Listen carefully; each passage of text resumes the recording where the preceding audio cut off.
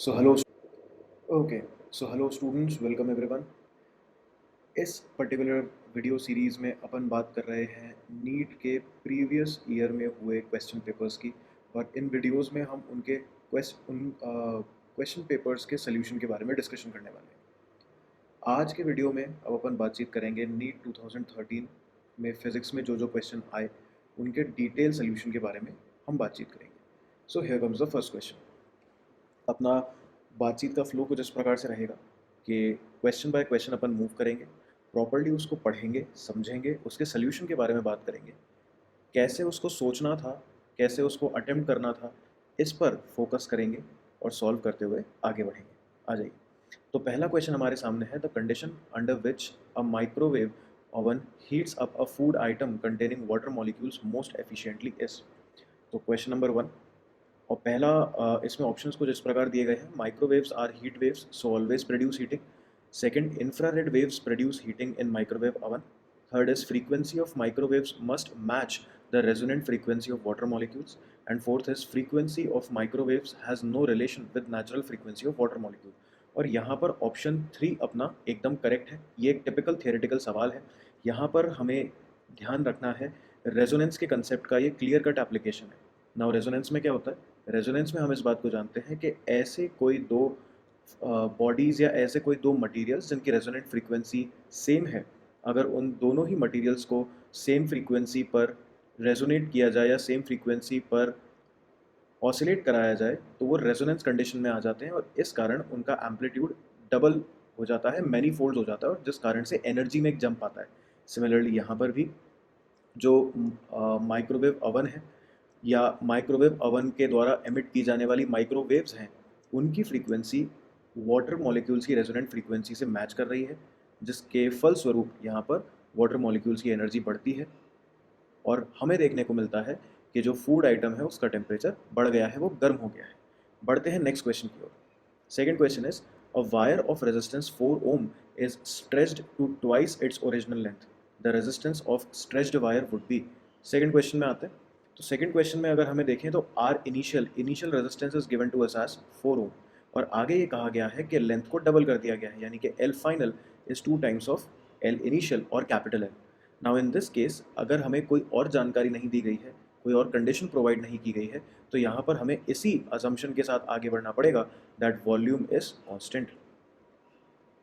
और लगभग सभी नीट एस्पिरेंट्स इस बात को जानते हैं कि अगर रेजिस्टर के केस में हम वॉल्यूम कांस्टेंट मान करके बात कर रहे हैं तो वॉल्यूम कांस्टेंट मान करके बात कर रहे हैं और फिर हमने लेंथ या एरिया में कोई चेंज किया है तो उसका प्रभाव रेजिस्टेंस पर किस प्रकार से पड़ता है। स्पेशली अगर हमने लेंथ में वेरिएशन लाया है तो resistance is directly proportional to length का स्क्वायर। इसका मतलब ये हुआ कि अगर हमने यहाँ पर लेंथ को 2 गुना कर दिया तो इसका मतलब यहाँ पर रेजिस्टेंस कितने गुना हो जाएगा? 4 गुना। तो R final will be equal to 4 times of R initial, यानी कि 16 ओम्स। बढ़ते हैं अगले सवाल की ओर। Now the third question is, a rod P Q of mass m and length l is hinged at end p. The rod is kept horizontal by a massless string tied to point q. तो यहाँ पर ये रहा हमारा point q as shown in the figure. When string is cut, the initial angular acceleration of the rod is. तो जो question कह रहा है उसको अपन फॉलो करते चलते हैं। तो यहाँ पर क्वेश्चन ने क्या बोला कि एक रॉड है, तो फटाफट से रॉड को प्रकट कर दिया जाए। ये रही हमारी रॉड, इसका एक एंड है P जो कि प्रॉपर्ली हिंज्ड है और दूसरा एंड Q जो कि इनिशियली एक रस्सी के सहारे टंगा हुआ था, एक रस्सी के सहारे रुका हुआ था। अब जैसे ही यहाँ पर इस रस्सी को हमने काट दिया है तो हमसे पूछा जा रहा है कि इस रॉड का इनिशियल एंगुलर एक्सेलरेशन अल्फ़ा कितना होगा। अब जैसे ही रस्सी को काटा जाएगा यहाँ पर ये रॉड एक्सपीरियंस करेगी टॉर्क अबाउट पॉइंट पी, लेकिन कौन सी फोर्स लगाएगी टॉर्क? असल में यहाँ पर इस रॉड का जो mg होगा वो पॉइंट पी के अबाउट टॉर्क लगाएगा और परपेंडिकुलर डिस्टेंस अपना कितना है? l/2। So we will simply say torque equal to I alpha. Torque होगा यहाँ पर mg multiplied by l/2 is equals to, rod को अगर हम एक कॉर्नर से घुमा रहे हैं तो ml²/3 उसका moment of inertia multiplied by alpha. इसको अपन प्रॉपर्ली सॉल्व करेंगे।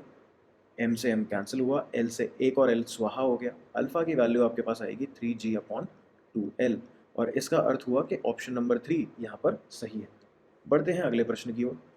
Next question is, for photoelectric emission from certain metal the cut off frequency is nu. Nu naught को यहाँ पर न्यू कहा गया है। आगे कहा गया है कि if radiation of frequency two nu impinges on the metal plate the maximum possible velocity of emitted electron will be.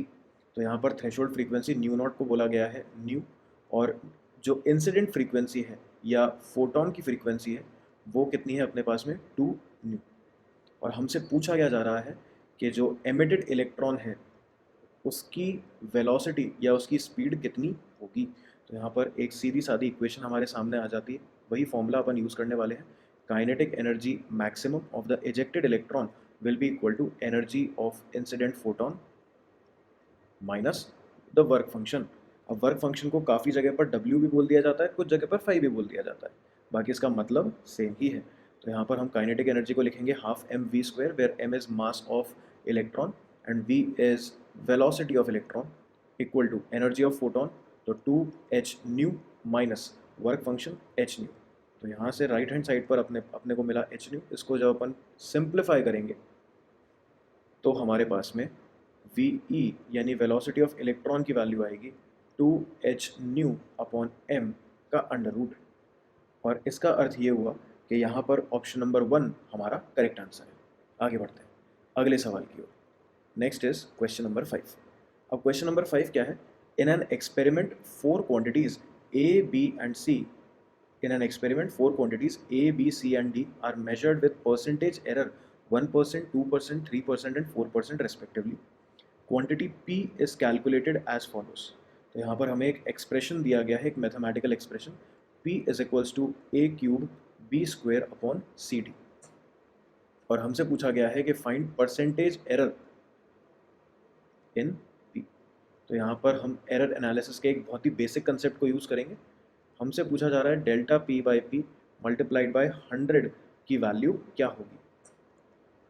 तो हम यहाँ बड़ी इजीली ये फॉर्मूला अप्लाई कर सकते हैं, that delta P by P multiplied by 100 equal to 3 times of delta A by A multiplied by 100 plus 2 times of delta B by B multiplied by 100 plus delta C by C multiplied by 100 plus delta D by D multiplied by 100। अब question के अनुसार A में percentage error कितना है, 1%, सो this will B 3 multiplied by 1%, plus B का percentage error 2%, so 2 multiplied by 2%, C का percentage error 3% and D का percentage error 4%। इन सभी को हम ऐड कर दें तो हमें कितना मिलेगा, हमें मिल जाएगा total percentage error equal to 14%, और यही हमारा आंसर होगा। यानी कि क्वेश्चन नंबर 5 में option 3 is the correct one. चलिए आगे बढ़ते हैं क्वेश्चन नंबर 6 की ओर।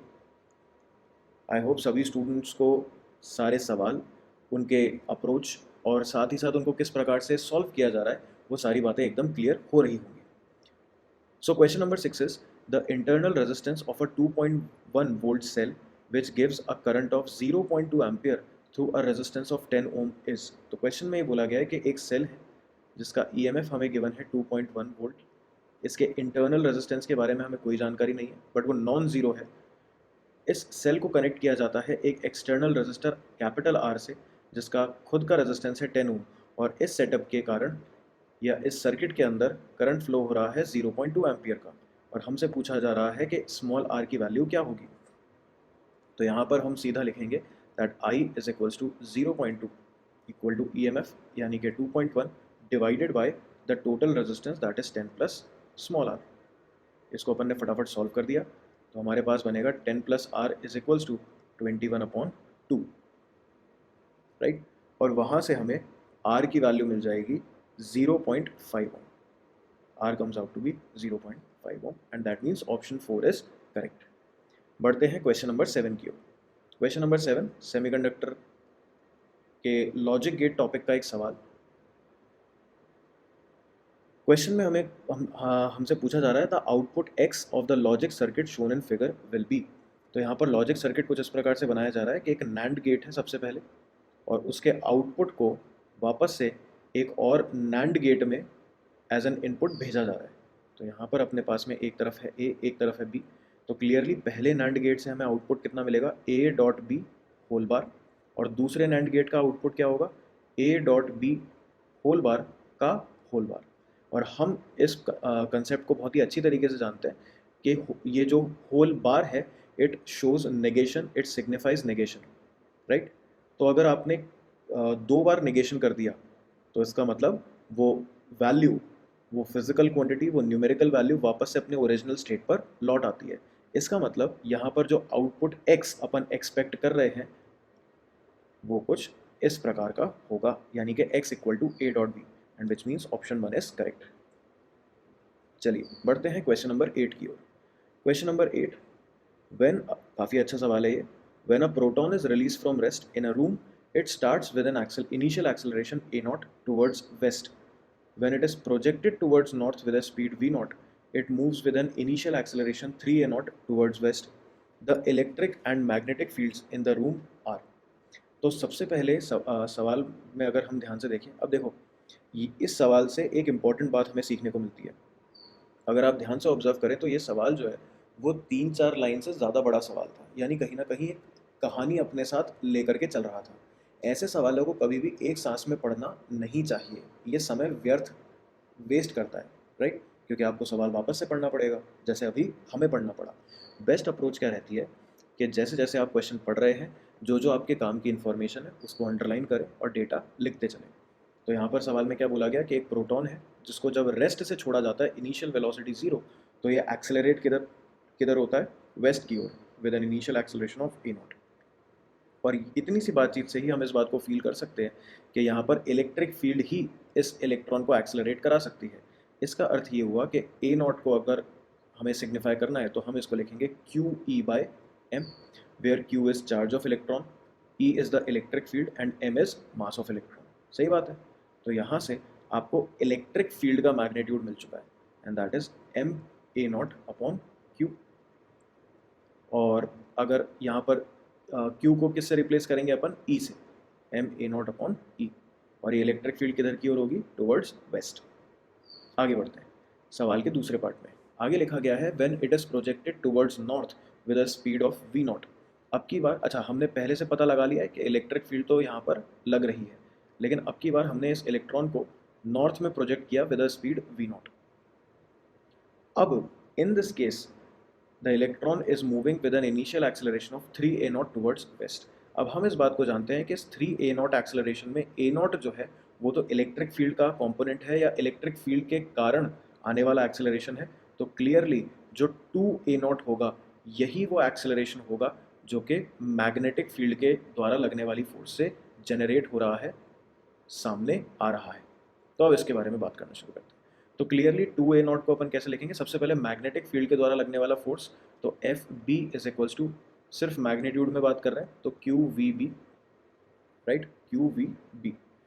अच्छा, और इस फोर्स के कारण आपका जो इलेक्ट्रॉन है जिसका मास m है वो कितने एक्सेलरेशन से भागा, 2a नॉट से। तो मैग्नेटिक फील्ड का मैग्नीट्यूड कितना हो जाएगा, it will be 2ma naught upon q v, या फिर 2ma naught upon e v naught, right. और वही बात रही अगर हम मैग्नेटिक फील्ड के डायरेक्शन को आइडेंटिफाई करनी है की, तो यहाँ पर मैग्नेटिक फील्ड का डायरेक्शन किस ओर होगा, तो वो हम आइडेंटिफाई बड़े इजीली कर सकते हैं राइट हैंड रूल की सहायता से। और वो यहाँ पर किस डायरेक्शन में आएगा, वर्टिकली डाउनवर्ड डायरेक्शन, राइट। कौन सा डायरेक्शन मिलेगा अपने को यहाँ पर, वर्टिकली डाउनवर्ड डायरेक्शन। क्लियर। अच्छा, वर्टिकली डाउनवर्ड का मतलब ये नहीं है कि मैं साउथ में भेज रहा हूँ, ना ना ना ना ना, वर्टिकली डाउनवर्ड का यहाँ पर अर्थ है इनसाइड द प्लेन, ठीक है। जो मैग्नेटिक फील्ड होगी it will be inside the plane. आगे बढ़ते हैं, moving on to the next question, question number 9। चलिए, तो क्वेश्चन नंबर 9 में अगेन ये एक थियोरेटिकल क्वेश्चन है। A parallel beam of fast moving electron is incident normally on a narrow slit. A fluorescent screen is placed at a large distance from the slit. If the speed of electron is increased, which of the following statement is correct? तो यहाँ पर अपन statement पढ़ें उससे पहले ही अपने को ये बात समझ में आ जानी चाहिए कि ये सेटअप जो है वो डिफ्रैक्शन का सेटअप लगाया जा रहा है, और क्लियरली जो फास्ट मूविंग इलेक्ट्रॉन है वो यहाँ पर डिफ्रैक्शन पैटर्न को शो करेगा। क्यों? क्योंकि फास्ट मूविंग इलेक्ट्रॉन के अंदर लैम्डा डिब्रोगली बिल्कुल होती है, और अगर डिब्रोगली वेवलेंथ उसके पास में है जिसका फॉर्मूला होता है h/mv, तो अगर आप इलेक्ट्रॉन की स्पीड को बढ़ाते हैं तो लैम्डा इंक्रीज होगा, राइट, यानी कि उसका वेव नेचर और बढ़िया तरीके से दिखने लगेगा, ऑब्जर्व होगा। अब चेक करते हैं कौन कौन से ऑप्शंस या कौन कौन से स्टेटमेंट करेक्ट है। पहला statement, the angular width of the central maxima will increase, sorry will decrease. Second statement, the angular width of the central maxima will remain unaffected. Third is diffraction pattern is not observed on the screen in the case of electron. तो तीसरा तो वैसे ही गलत हो गया, diffraction तो दिखेगा। चौथा है the angular width of the central maximum of the diffraction pattern will increase. तो सबसे इंपॉर्टेंट बात यह है कि भैया यहाँ पर एंगुलर विड्थ का फॉर्मूला क्या है कि नहीं? एंगुलर विड्थ का फॉर्मूला क्या है यहाँ पर? तो एंगुलर विड्थ का अपना फॉर्मूला होता है angular width for central maxima is equals to, okay, so angular width का हमारा फॉर्मूला क्या है? 2 लैम्डा बाय टी। अब यहाँ पर क्वेश्चन में क्या बोला जा रहा है कि स्पीड को हमने बढ़ा दिया, इलेक्ट्रॉन की वेलोसिटी को अपन ने बढ़ा दिया। जैसे जैसे आप इस इलेक्ट्रॉन की वेलोसिटी को बढ़ाते जाएंगे वैसे वैसे इसका लैम्डा कम होता चला जाएगा।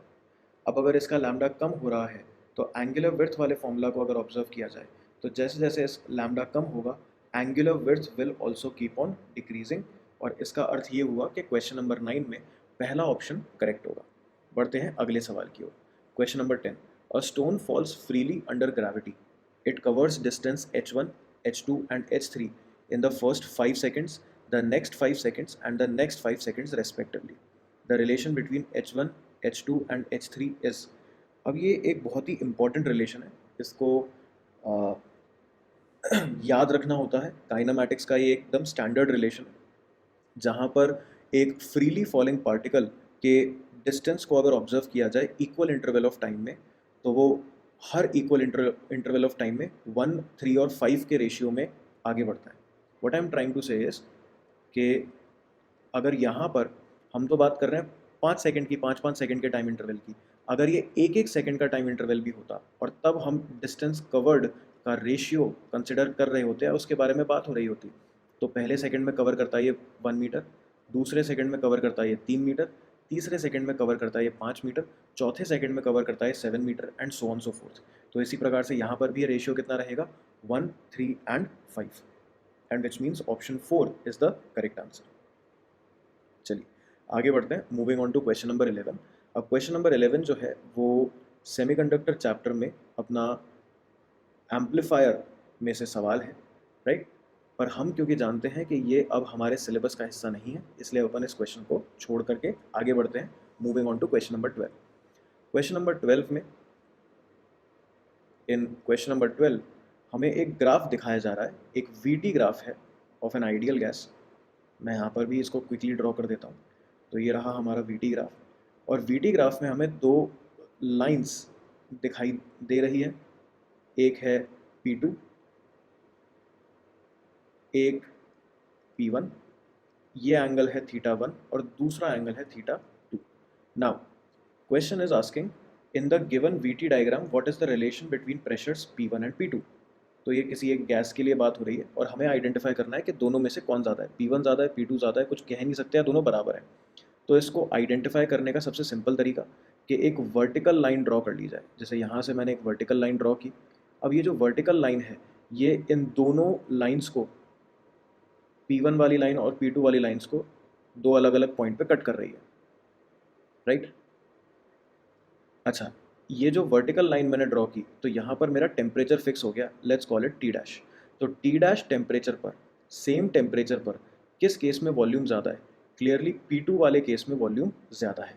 अब ज़रा हम आइडियल गैस इक्वेशन को अप्लाई करते हैं, PV = nRT। तो आपने दोनों ही केसेस के लिए टेम्परेचर को तो कर दिया है बराबर, राइट। और P2 वाले केस में अगर आपकी वॉल्यूम ज़्यादा है तो क्लियरली प्रेशर जो है वो कम होगा, राइट। इसका अर्थ ये हुआ कि P1 is greater than P2। इसको इस प्रकार से भी ऑब्जर्व किया, देखा जा सकता है, समझा जा सकता है दैट P1 अपॉन इस वॉल्यूम को अगर हम बोलें V2 और ये वाली वॉल्यूम हमारी हो जाए V1, तो P1 upon V1 is equals to nRT dash and P2 V2 is equals to nRT dash. तो यहाँ से भी क्योंकि V2 V1 से ज़्यादा है तो क्लियरली P1 P2 से ज़्यादा होगा। आगे बढ़ते हैं, moving on to question number 13। Question number 13 is the amount of heat energy required to raise temperature of 1 gram of helium at constant volume from T1 to T2 is।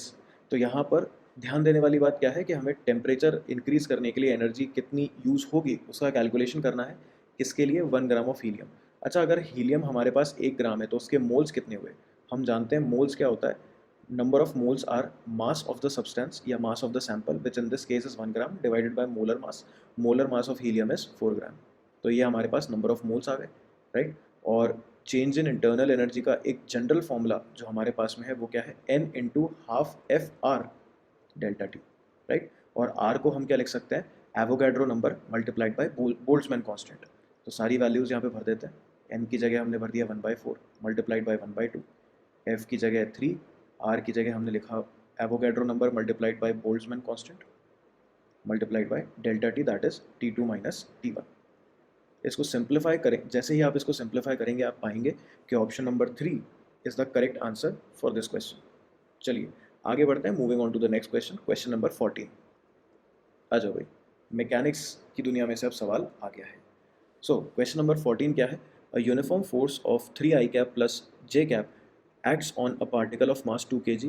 Hence, the particle is displaced from position 2 i cap plus k cap to position 4 i cap plus 3 j cap minus k cap. The work done by the force on the particle is। तो यहाँ पर हमें work के बारे में बात करनी है। फोर्स हमें कितनी दी गई है?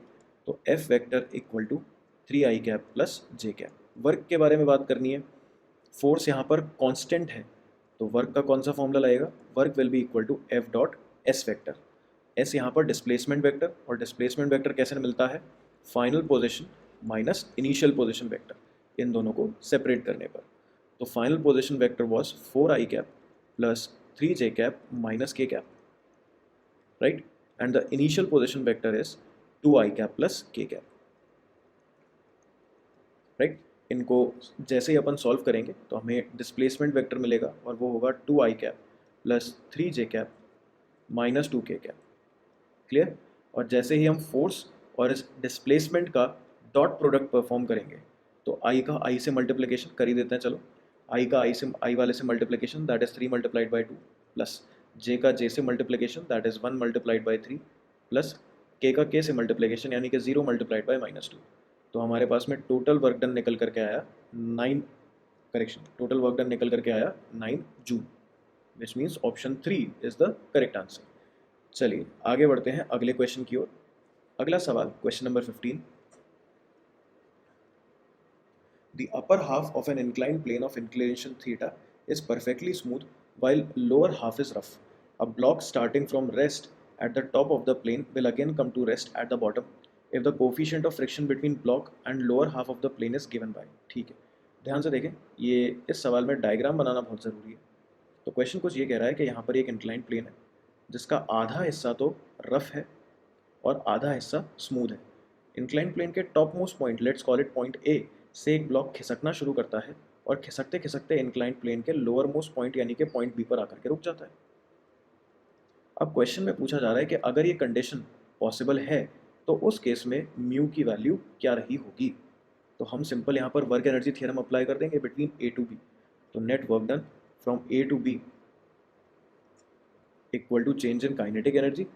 इनिशियली भी आपका पार्टिकल रेस्ट पे था, फाइनली भी रेस्ट पर है, तो change in kinetic energy equal to 0। इस पूरे के पूरे प्रोसेस में दो ही फोर्सेस का नेट वर्क डन में योगदान है। एक तो है mg साइन थीटा, सो अपन लिखेंगे mg sine theta multiplied by let's call that overall displacement to be s। तो टोटल डिस्प्लेसमेंट हमारा कितना हो गया? s minus work done by friction, क्योंकि यहाँ पर काइनेटिक फ्रिक्शन लगा तो it will be mu mg cos theta, और फ्रिक्शन के प्रभाव में displacement that is s/2 equal to 0। इसको आप जैसे ही सॉल्व करेंगे अपने पास में आंसर आ जाएगा, and in this case it is going to be mu equal to 2 tan theta, which means that option number 1 is correct for question 15। आगे बढ़ते हैं क्वेश्चन नंबर 16 की ओर।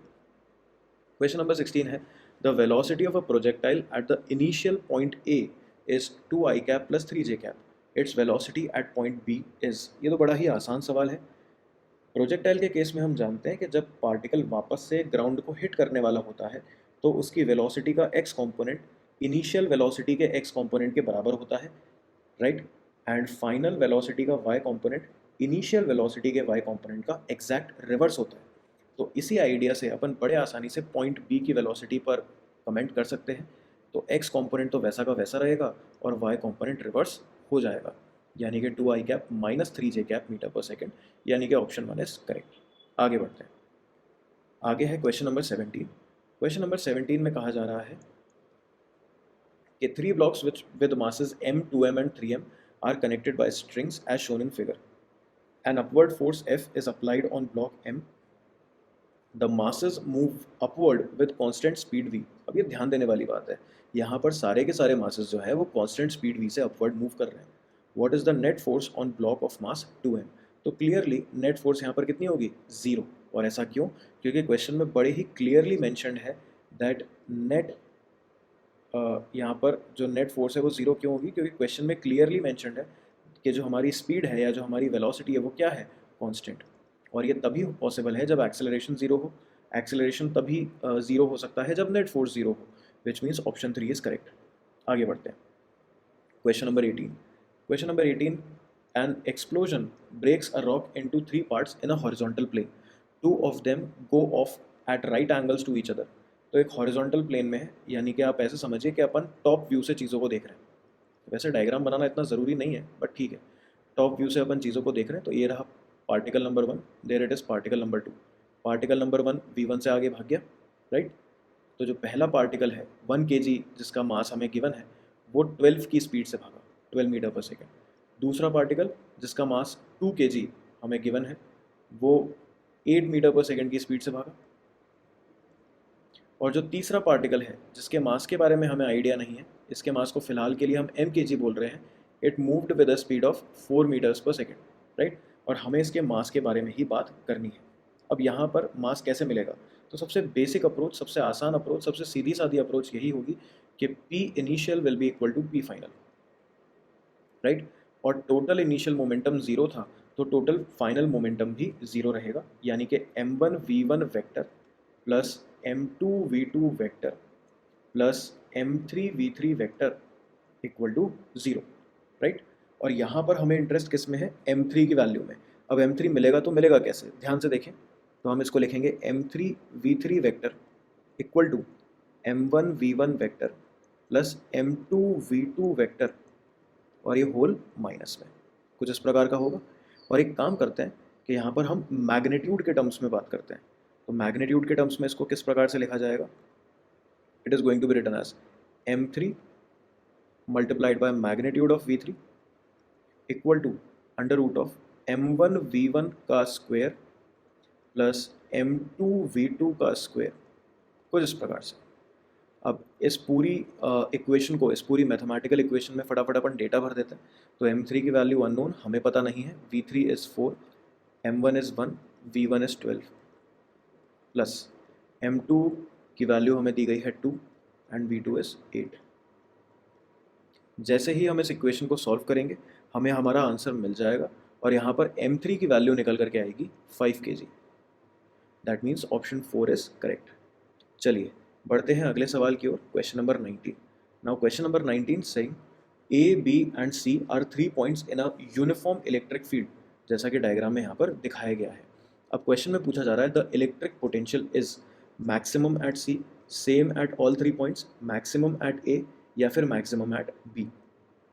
तो हम इस बात को जानते हैं कि as we move along the direction of electric field, electric potential decreases, right. तो B अगर हमारा स्टार्टिंग पॉइंट है तो जैसे जैसे हम आगे बढ़ते जाएंगे potential will keep on decreasing. इसका मतलब ये हुआ कि क्वेश्चन नंबर 19 के केस में पोटेंशियल एट पॉइंट B, अगर मैं उसको VB बोलूँ तो VB is maximum, potential at point B is maximum, यानी कि ऑप्शन 4 इज़ करेक्ट। चलिए आगे बढ़ते हैं। Next is question number 20। A coil of self-inductance L is connected in series with a bulb B and an AC source. Brightness of bulb decreases when capacitance of reactance XC equal to XL is included in the same circuit. Second, an iron rod is inserted in the coil. Third is frequency of AC source is decreased. And fourth is number of turns in the coil is reduced. अब ये काफ़ी interesting सवाल है, ध्यान से देखें ज़रा। तो क्वेश्चन ये कह रहा है कि एक इंडक्टर एक बल्ब के साथ में जोड़ा जाता है सर्किट के अंदर, and this entire combination is connected to an AC source. तो ये रहा हमारा AC सोर्स। क्वेश्चन की कंडीशन क्या है कि मुझे बल्ब की ब्राइटनेस को डिक्रीज करना है, यानी ऑल एंड ऑल मुझे सर्किट के अंदर फ्लो होने वाले करंट को डिक्रीज करना है, क्योंकि कहीं ना कहीं बल्ब की ब्राइटनेस डायरेक्टली कनेक्टेड है उसके द्वारा कंज्यूम होने वाली पावर से, और पावर डायरेक्टली डिपेंडेंट है सर्किट में फ्लो होने वाले करंट से। अब ज़रा करंट के एक्सप्रेशन को देखते हैं, या यूँ कहें करंट की मैक्सिमम वैल्यू यहाँ पर कितनी रहेगी उसका एक्सप्रेशन देखते हैं। तो करंट का की मैक्सिमम वैल्यू का expression I naught will be V naught divided by Z, और क्योंकि ये एक RL सर्किट है तो it will be V naught divided by under root of omega L का square plus R square, right. अब ध्यान देने वाली बात है, देखो भाई, हमारा टारगेट है करंट को रिड्यूस करना। तो करंट को रिड्यूस करने के लिए अगर आप ध्यान से देखें तो डिनोमिनेटर को इंक्रीज करना पड़ेगा। दो तरीके हैं। तरीका नंबर 1 कि आप रेजिस्टेंस को इंक्रीज कर दें, पर वो हमारे ऑप्शन का हिस्सा नहीं है। तरीका नंबर 2 कि आप इंडक्टेंस को इंक्रीज कर दें, कैपिटल एल की वैल्यू को इंक्रीज कर दें, और ये तभी पॉसिबल है जब हम वो मीडियम को ही बदल दें जिसमें हमारा इंडक्टर रखा हुआ है, या वो मीडियम जिसके थ्रू इंडक्टर की मैग्नेटिक फील्ड लाइंस क्रॉस कर रही है। तो यहाँ पर जैसे ही हम इस इंडक्टर के अंदर एक इंडक्टर के अंदर एक आयरन रॉड को फिट कर देंगे, तो उससे होगा क्या, उससे इंडक्टर का जो परमिएबिलिटी है वो चेंज हो जाएगा, वो इंक्रीज हो जाएगा, और इंडक्टर की परमिएबिलिटी इंक्रीज हो जाने के कारण उसका इंडक्टेंस बढ़ जाएगा, और इंडक्टेंस बढ़ने के कारण करंट रिड्यूस हो जाएगा। तो इंडक्टेंस का अपना फॉर्मूला क्या होता है? इंडक्टेंस का फॉर्मूला होता है mu not an square A L, right. Mu not an square A L, ये फॉर्मूला होता है। लेकिन ये फॉर्मूला कब तक रहता है? जब तक आपका इंडक्टर जो है वो वैक्यूम में रखा गया है। पर अगर हमने उस इंडक्टर का मीडियम ही बदल दिया तो फॉर्मूला क्या बनता है? Mu naught multiplied by mu r n square A l. तो आप ध्यान से देखें, जैसे ही आपने रॉड को इनपुट कराया या रॉड को यहाँ पर इंट्रोड्यूस किया, तो एक म्यू आर वाली नई टर्म इसके अंदर आ गई। इंडक्टेंस बढ़ गया, इंडक्टेंस बढ़ गया तो करंट रिड्यूस हो गया, राइट। चलिए, अच्छा सवाल था, आगे बढ़ते हैं। Question number 21, the wettability of a surface by a liquid depends primarily on. तो यहाँ पर तो क्लियरली ऑप्शन 2 ही करेक्ट अपना आंसर रहेगा, right. That is angle of contact between the surface and the liquid. Angle of contact पर ही wettability depend करती है। ये याद रखने वाली चीज़ है, एक थियोरेटिकल सवाल। अगला सवाल, a gas is taken through a cycle A B C A as shown in the figure, what is net work done by the gas. एकदम फ्री के नंबर, बहुत ही आसान सवाल। Net work done by the gas अपने से पूछा गया है, तो वर्क क्या होता है अपना? एरिया अंडर कर्व या एरिया अंडर पीवी ग्राफ। और यहाँ पर पीवी ग्राफ जो है वो हमें ट्रायंगल की शेप का दिख रहा है, तो इसका एरिया कैसे लिखा जाएगा? Half base multiplied by height. Now the base कितना है यहाँ पर? ध्यान से आप देखें, ए से सी के बीच में, तो दैट इज 5 मल्टीप्लाइड बाय 10 की पावर -3 मल्टीप्लाइड बाय हाइट कितनी है? तो इट इज़ 4 मल्टीप्लाइड बाय 10 की power 5, right. This will be the entire height. और इसको अपन सॉल्व करेंगे तो हमें क्वेश्चन नंबर 22 में कौन सा ऑप्शन सही होता हुआ दिखाई देगा? Option number 4, that means 1000 joule is the correct answer. चलिए आगे बढ़ते हैं बातचीत में। अब बारी है क्वेश्चन नंबर 23 की। सो question number 23, a wire loop is rotated in a magnetic field, the frequency of change of direction of the induced EMF is, the frequency of change of direction of the induced EMF is 4 times per revolution, 6 times per revolution, 1 time पर revolution, या twice per revolution. तो जरा फटाफट से इसको diagram की सहायता से समझ लिया जाए। ये हमारा एक wired loop, right. Magnetic field let's say inside the plane, और इस पर्टिकुलर एक्सिस के अबाउट हम इसे गोल गोल घुमा रहे हैं एंगुलर वेलोसिटी या एंगुलर स्पीड ओमेगा से। तो क्वेश्चन में क्या बोला गया है कि जब हम इसके रोटेशन का या इसके रेवोल्यूशन का एक चक्कर कंप्लीट करते हैं, तो वहाँ पर जो इंड्यूस्ड ईएमएफ है उसका डायरेक्शन कितनी बार बदल जाएगा? तो आंसर रहेगा 2 बार बदलेगा। इसको फील करने का सबसे बढ़िया तरीका कि लेट्स से जो भी मैंने फोटो बना रखी है वही t बराबर 0 का डायग्राम रहा होगा। अब जैसे जैसे ये लूप घूमेगा और आधा चक्कर कंप्लीट करेगा, तो पहले आधे चक्कर में क्या होगा कि यहाँ पर जो मैग्नेटिक फ्लक्स था वो घटेगा, इनसाइड द प्लेन जो मैग्नेटिक फ्लक्स जा रहा था, जो लूप को क्रॉस करते हुए जा रहा था, वो पहले घटेगा फिर इंक्रीज होगा, वापस से आ गया, लूप आधा घूम चुका है, राइट। लेट्स से ये पॉइंट P था और ये पॉइंट है Q। जैसे ही लूप आधा घूमा, अब आपका पॉइंट P इधर आ गया, पॉइंट Q इधर पहुंच गया।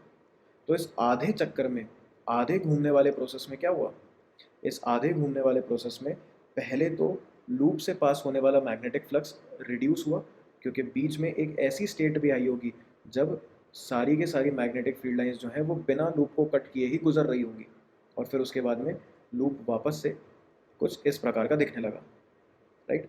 तो कहीं ना कहीं जब पूरा रेवोल्यूशन लूप का कंप्लीट हो जाता है, तब जो इंड्यूस्ड ईएमएफ है वो दो बार अपना डायरेक्शन, दो बार अपना साइन चेंज करता है, यानी कि यहाँ पर option 4 will be the correct answer.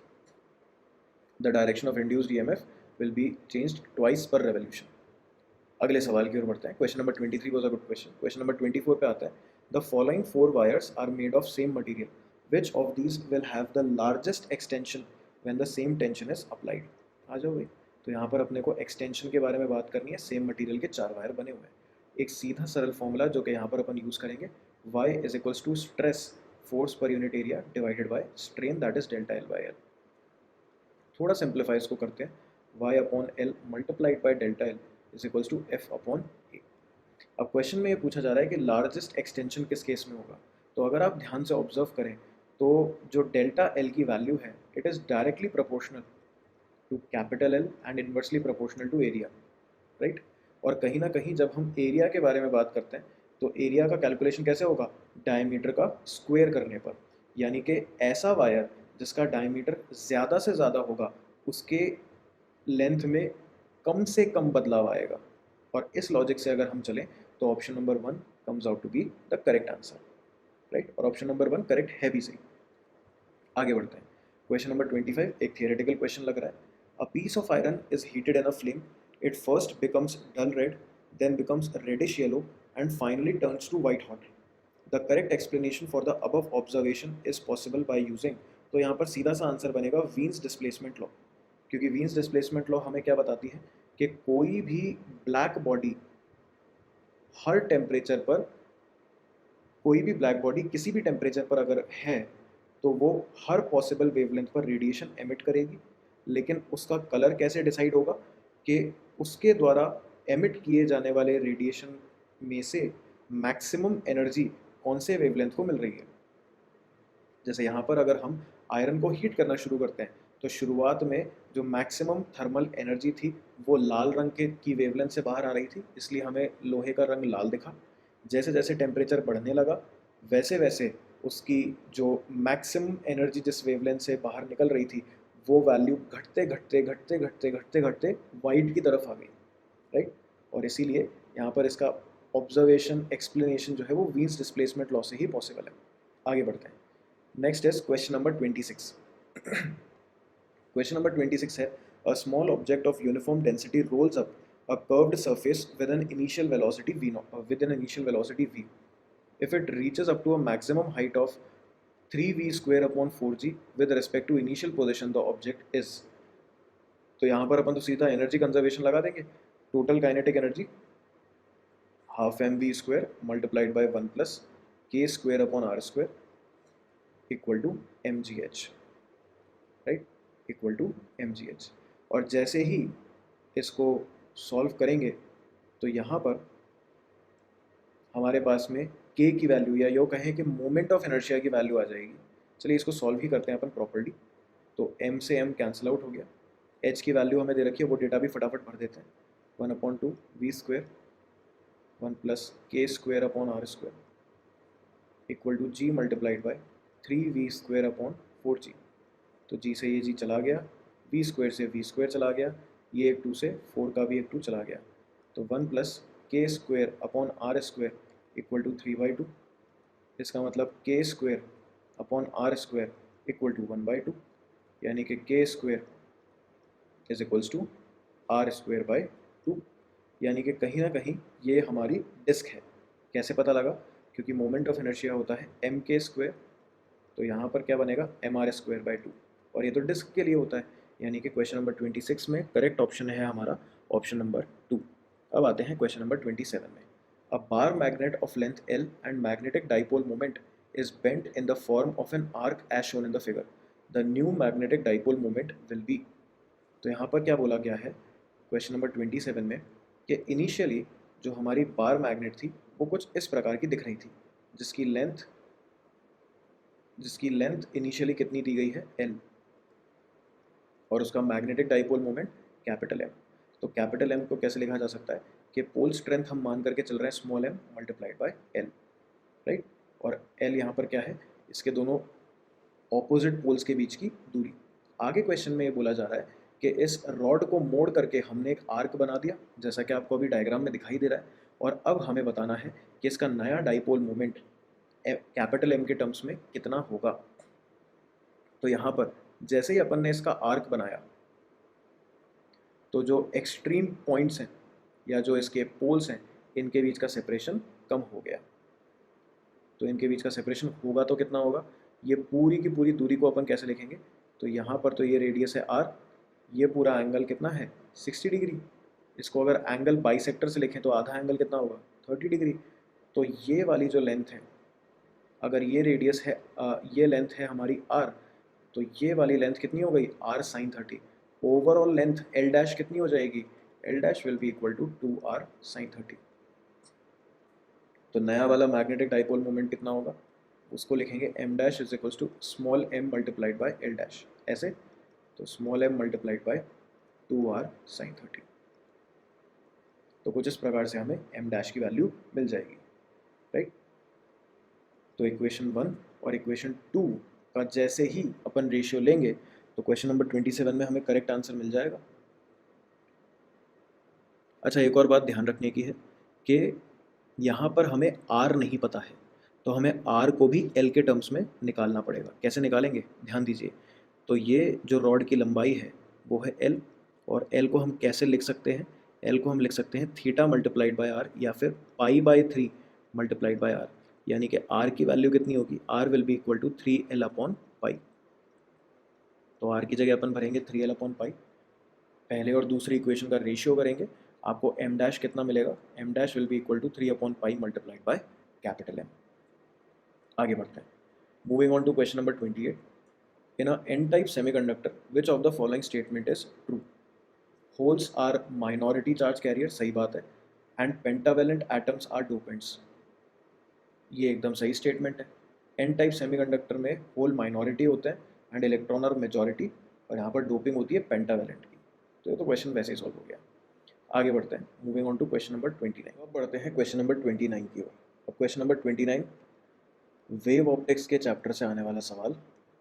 In Young's double slit experiment the slits are 2 mm apart, यानी कि स्मॉल d की वैल्यू हमें गिवन है 2 mm, and are illuminated by photons of two wavelength lambda 1 equal to 12,000 angstrom and lambda 2 equal to 10,000 angstrom. At what minimum distance from the common central bright fringe on screen 2 meter from the slit, capital D की value 2 meter, will a bright fringe from one interference pattern coincide with a bright fringe from the other। यानी कुल मिलाकर के हमें central bright fringe जहाँ पर बनती है, यानी कि y इक्वल टू 0, तो y इक्वल टू 0 से हमें वो दूरी पता लगानी है जहाँ पर दोनों ही वेवलेंथ का मैक्सिमा बने, ये दूरी हमें आइडेंटिफाई करनी है। तो इसके लिए अपन क्या करते हैं, सबसे पहले इन दोनों की फ्रिंज विड्थ निकालते हैं। तो पहले वाले के लिए अगर हम फ्रिंज विड्थ की बात करें तो बीटा 1 दैट इज लैम्डा 1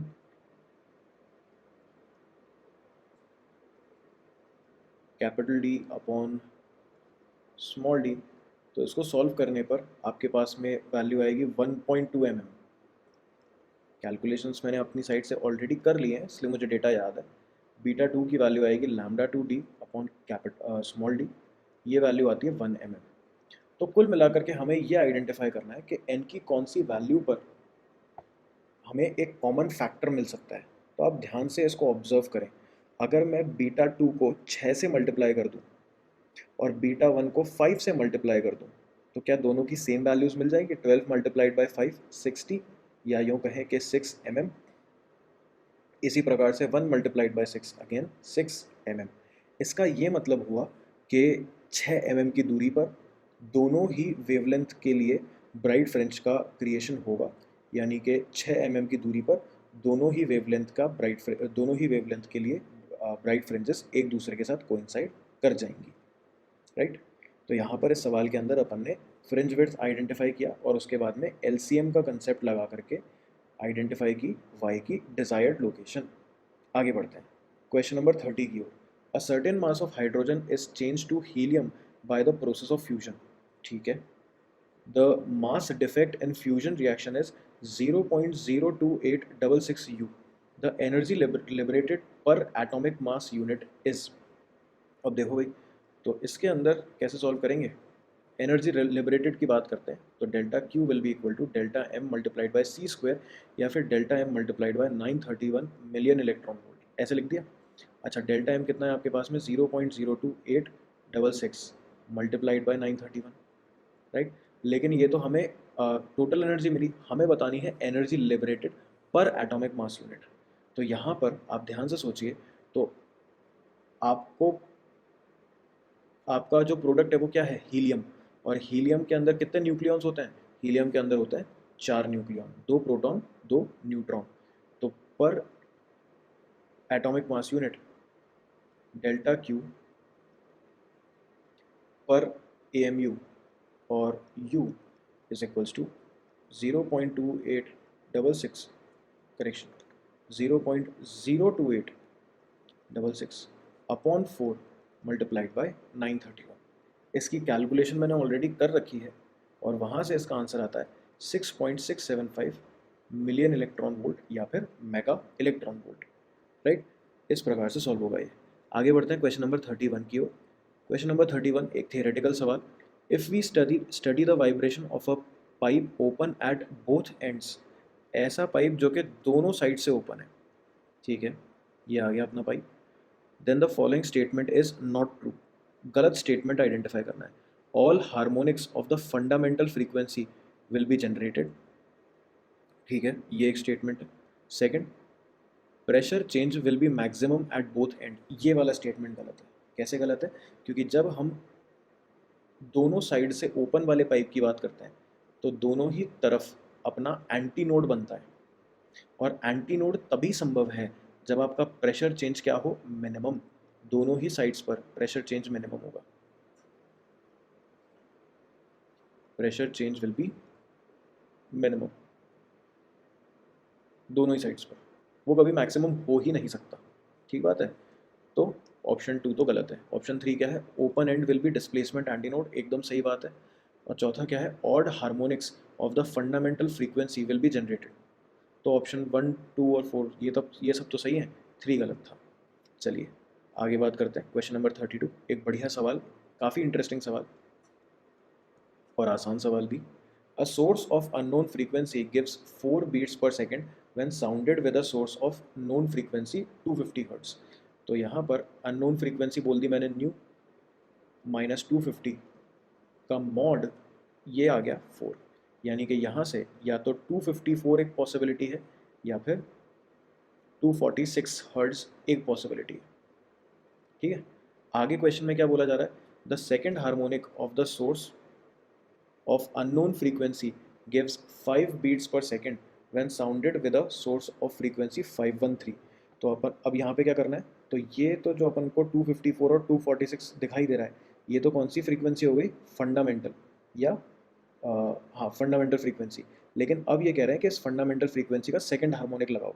तो सेकंड हार्मोनिक लगाएंगे तो अपन अपनी फ्रीक्वेंसी को क्या कर देंगे, डबल कर देंगे, है कि नहीं। तो 254 मल्टीप्लाइड बाई 2 कितना हो जाएगा, 508 हर्ट्ज। इसी प्रकार से 246 मल्टीप्लाइड बाई 2 कितना हो जाएगा, बताओ बताओ, 492 492 हर्ट्ज ये हो जाएगा। अब क्वेश्चन में क्या बोला जा रहा है कि 513 हर्ट्ज के साथ में ये बनाता है 5 बीट, ठीक है। 513 हर्ट्ज के साथ में कितनी बीट्स बना रहा है, 5। तो अगर 5 बीट बना रहा है तो क्लियरली दिख जाएगा कि 508 हर्ट्ज ही 5 बीट्स बना सकता है, यानी कि हमारा एक्चुअली डिज़ायर्ड फ्रीक्वेंसी होगी 254 हर्ट्ज, यानी कि ऑप्शन 3 करेक्ट आंसर है। बीट्स फ्रीक्वेंसी के सवालों को इसी प्रकार से सॉल्व किया जाता है, कोई फिक्स्ड फॉर्मूला यहाँ पर नहीं है। यही अप्रोच है हिट एंड ट्रायल वाले मेथड की, जिसके थ्रू हम इसको सॉल्व करते हैं।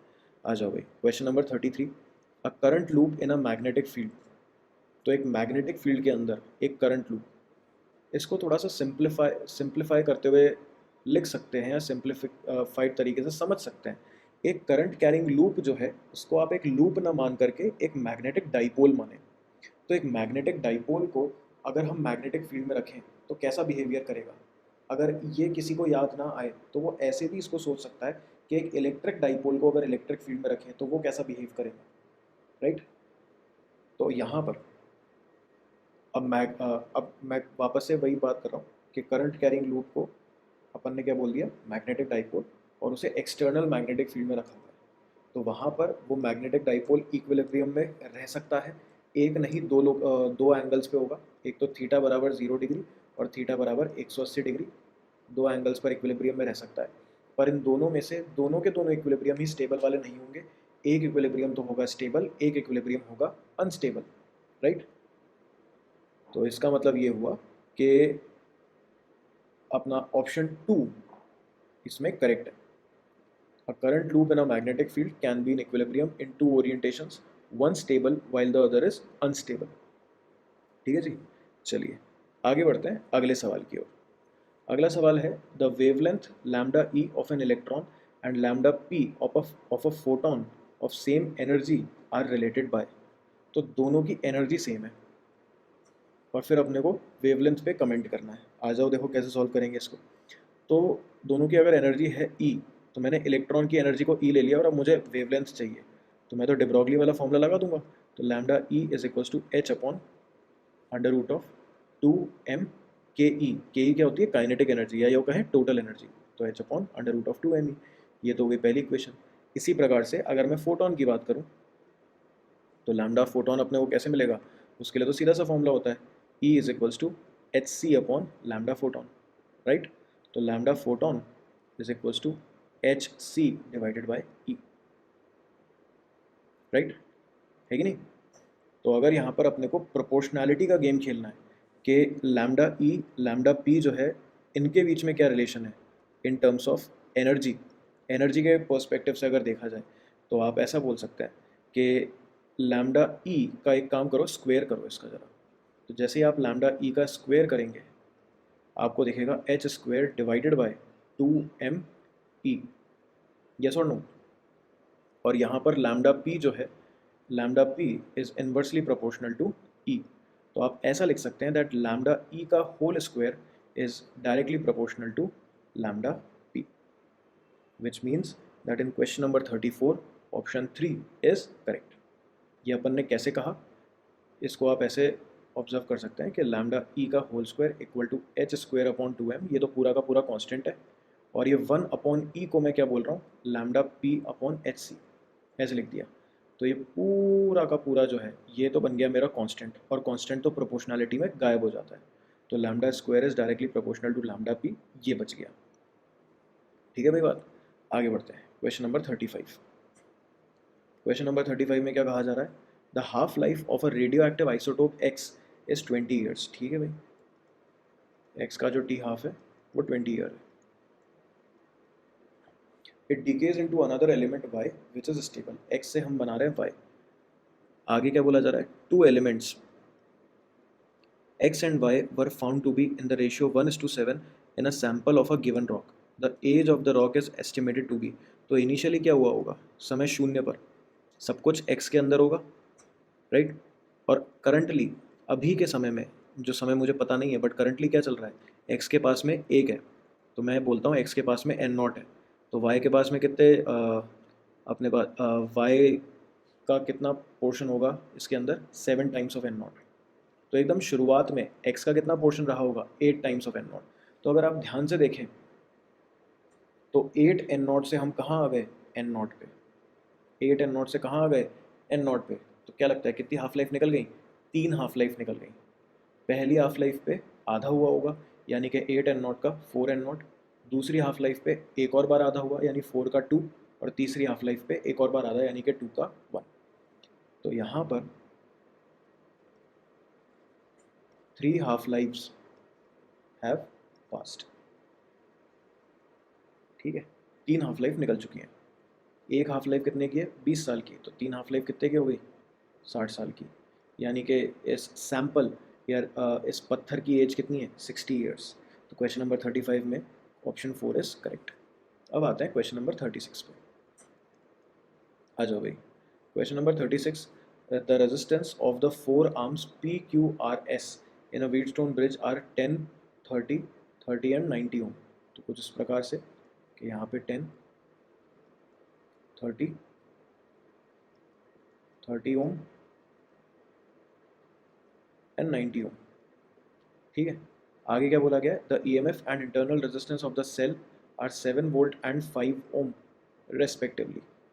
तो ये 7 वोल्ट और ये 5 ohm. If the galvanometer resistance is 50 ohm, the current drawn from the cell will be. अब गैल्वेनोमीटर का होना या ना होना कोई मतलब नहीं है या कुछ इंपॉर्टेंस नहीं है, क्योंकि एक बैलेंस्ड व्हीटस्टोन ब्रिज है। 10/30 on one side is equals to 30/90 on the other side. तो अगर ये बैलेंस्ड व्हीटस्टोन ब्रिज है तो हम इस गैल्वेनोमीटर को गायब कर सकते हैं। कर दिया गायब। जैसे ही आपने गायब किया, 10 और 30 मिल करके बनाएंगे 40, नीचे 30 और 90 मिल करके बना देंगे 120, और साथ में है 7 वोल्ट की बैटरी और 5 ओम की एक्सटर्नल रेजिस्टेंस, सॉरी 5 ओम का इंटरनल रेजिस्टेंस। क्लियर? तो यहाँ तो अब चीज़ें बहुत आसान हो जाएंगी। I will be equal to EMF 5/R equivalent, right. और जैसे आप इसको सॉल्व करेंगे तो यहाँ पर आपको करंट की वैल्यू मिलेगी 0.2 ampere, and that means option 4 is the correct answer here. चलिए आगे बढ़ते हैं क्वेश्चन नंबर 37 की ओर। Question number 37, the molar specific heat of an ideal gas at constant pressure and constant volume are denoted by Cp and Cv respectively. If gamma equal to Cp upon Cv and R is the universal gas constant, then Cv is equal to, अब ये एक याद रखने वाली बात है, ये एक स्टैंडर्ड फॉर्मूला है, Cv equal to R upon gamma minus 1। और ये आता कहाँ से है? तो एक रिलेशन तो आपको दे रखा है, gamma equal to Cp upon Cv, और दूसरा रिलेशन जिसे मेयर्स रिलेशन भी कहा जाता है, that is Cp minus Cv equal to R। इन दोनों ही रिलेशन को सॉल्व करके हम इस फाइनल एक्सप्रेशन तक पहुंच सकते हैं, right. That means option 4 is correct. आगे बढ़ते हैं question number 38, a plano convex lens fits exactly into a plano concave lens. इसको देखते हैं जरा। अ प्लेनो कॉन्वेक्स लेंस, तो ये रहा आपका plano convex fits exactly into a plano concave lens, so something like this. Their plane surfaces are parallel to each other. If lenses are made of different materials of refractive indices mu1 and mu2, तो ये तो हुआ mu1, ये हो गया mu2, and r is the radius of curvature of the curved surface। तो common जो curved surface है उसका रेडियस ऑफ कर्वेचर r है।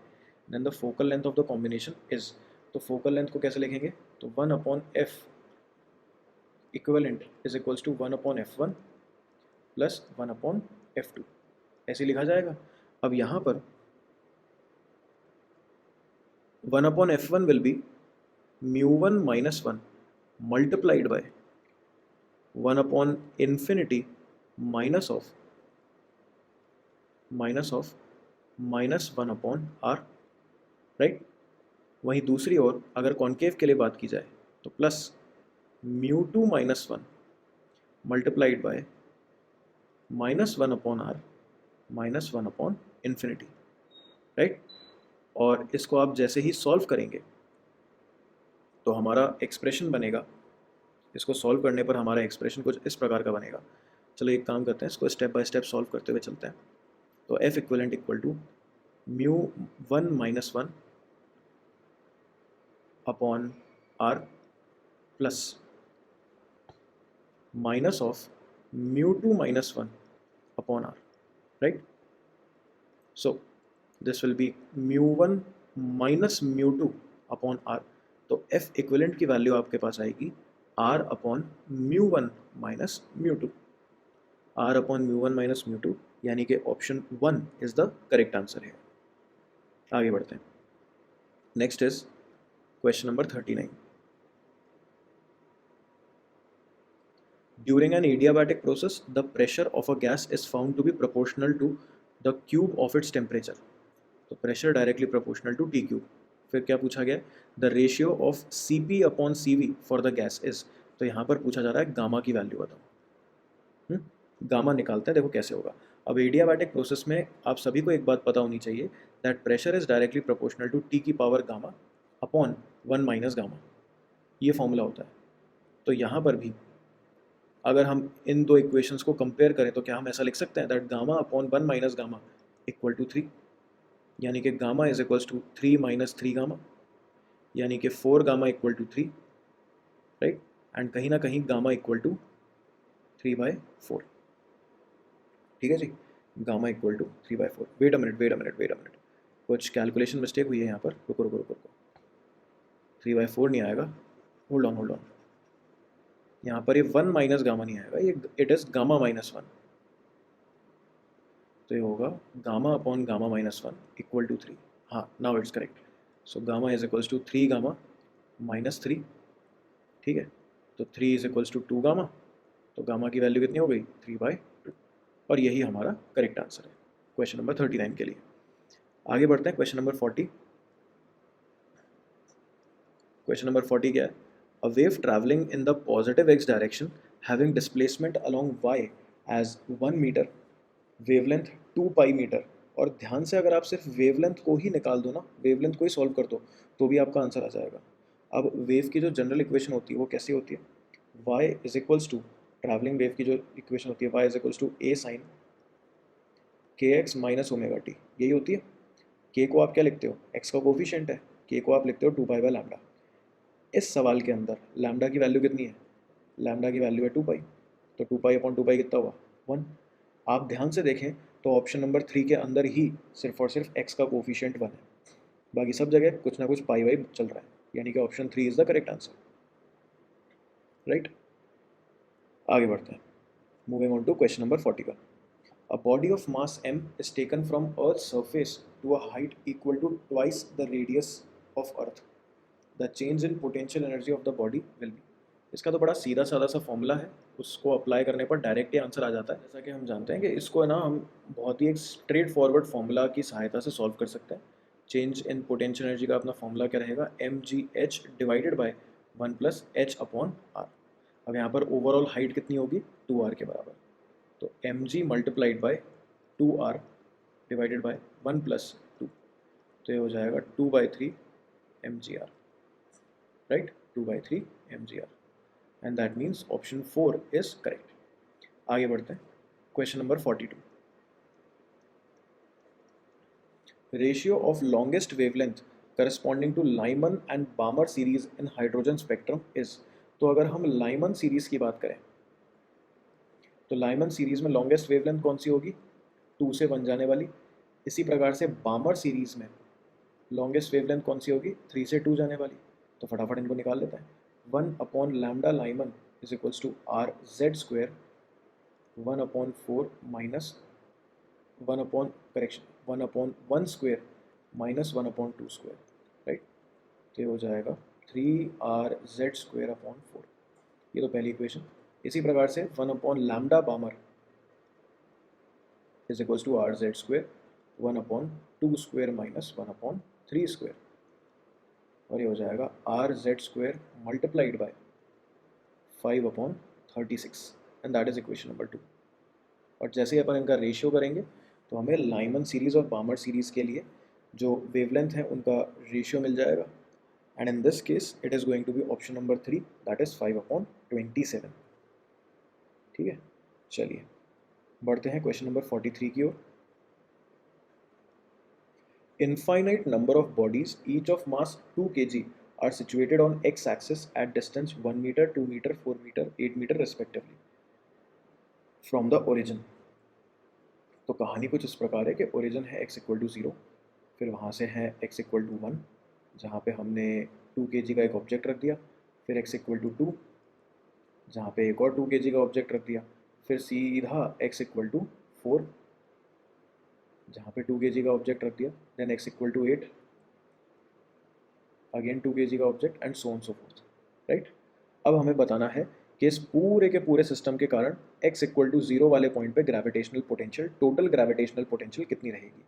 तो V G net, this will be equal to minus of capital G multiplied by 2 upon पहले के कारण 1, फिर दूसरे कारण लिखेंगे minus G multiplied by 2 upon 2, minus G multiplied by 2 upon 4 and so on so forth. इस प्रकार से होगा।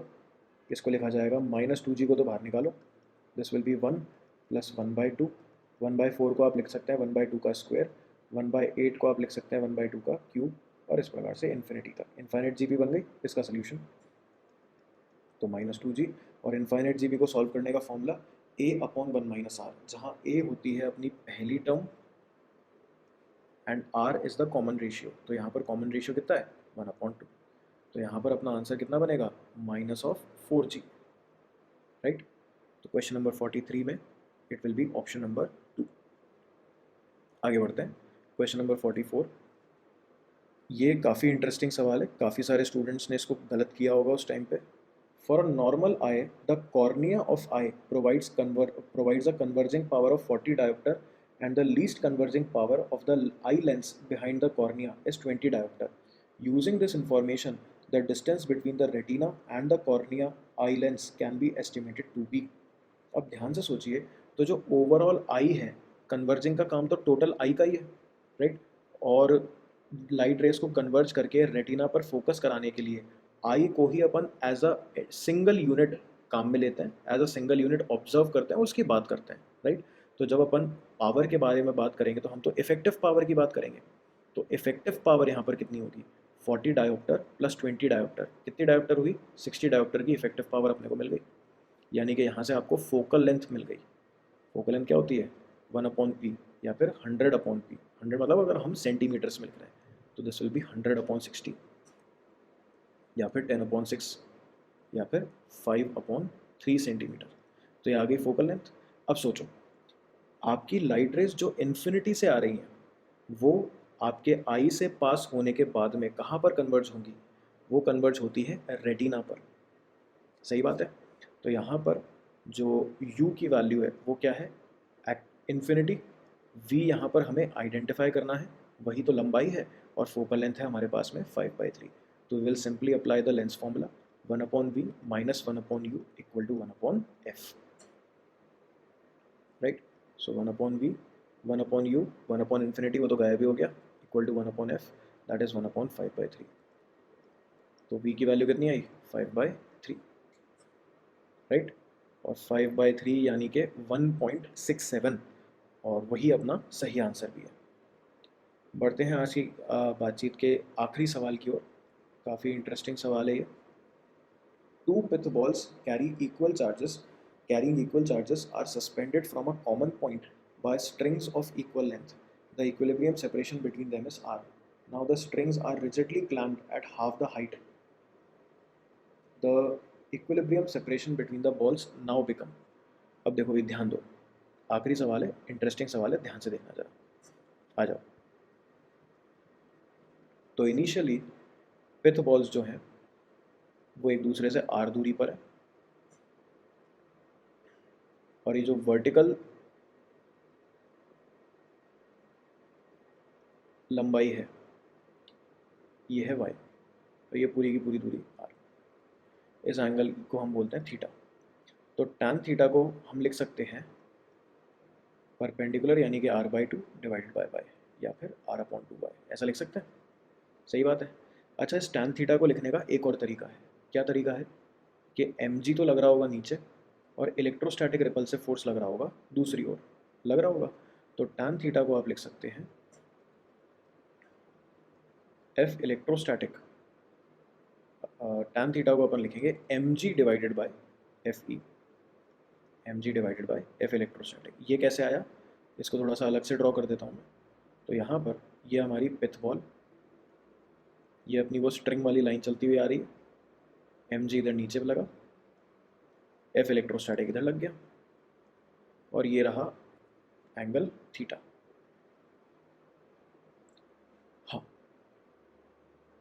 तो अब अगर ये अपना एंगल थीटा है तो tan थीटा को कैसे लिखा जाएगा, यहाँ पर थोड़ा सा करेक्शन है, tan थीटा को अपन कैसे लिखेंगे, tan theta will be equal to F E divided by M G. सही बात है। अब tan थीटा को अपन कैसे लिख रहे थे, r अपॉन 2y ऐसे लिखा था, और इस F E upon M G को भी खोलो जरा, तो this will be K Q square upon दूरी का square, right, divided by M G ऐसे लिखेंगे। So this will be K Q square upon M G R square, right. अब यहाँ पर हमें r और y में रिलेशन निकालना है, बाकी सारी चीज़ें तो अपने प्रोपोर्शनैलिटी वाले पार्ट में एडजस्ट हो जाएंगी। तो इस आर स्क्वायर को दूसरी तरफ ले जाओ, तो ये कुछ ऐसा दिखेगा, R cube equal to K Q square upon M G multiplied by 2, ये तो पूरा कांस्टेंट, मल्टीप्लाइड बाय वाई। सही बात है। So R cube is directly proportional to Y, ये अपने पास में इंपॉर्टेंट रिलेशन आ गया। यही रिलेशन सबसे ज़्यादा इंपॉर्टेंट है, क्योंकि आगे सवाल में क्या बोला जा रहा है कि जो पहले वर्टिकल लंबाई अपने पास में y थी वो एकदम से हो गई y बाई 2, तो जो नई दूरी है r डैश वो r के टर्म्स में क्या लिखी जाएगी, तो r डैश का cube is directly proportional to y upon 2 ऐसे लिख देंगे, राइट। और अब हम इन दोनों ही वैल्यूज़ का या इन दोनों ही इक्वेशंस का रेशियो ले लेते हैं, और जैसे हम इनका रेशियो लेंगे हमें हमारा करेक्ट आंसर मिल जाएगा। सो आर क्यूब, या ऐसे लिखें इसको, आर अपॉन आर डैश का whole cube is equal to Y upon Y by 2, that is 2। तो आपके पास में R cube upon R dash का क्यूब इज इक्वल्स टू 2 आ गया, तो आर डैश का cube equal to R cube upon 2, यानी कि R dash is equals to R divided by 2 की पावर 1 अपॉन 3, और यही हमारा करेक्ट आंसर होगा, राइट, ऑप्शन 4। तो इसी के साथ में आज के इस डिस्कशन को अपन यहीं पे कंक्लूड करते हैं। आगे अगले वीडियो में अपन बातचीत करेंगे नीट 2014 के क्वेश्चंस और उनके सॉल्यूशंस के बारे में। Alright, bye everyone.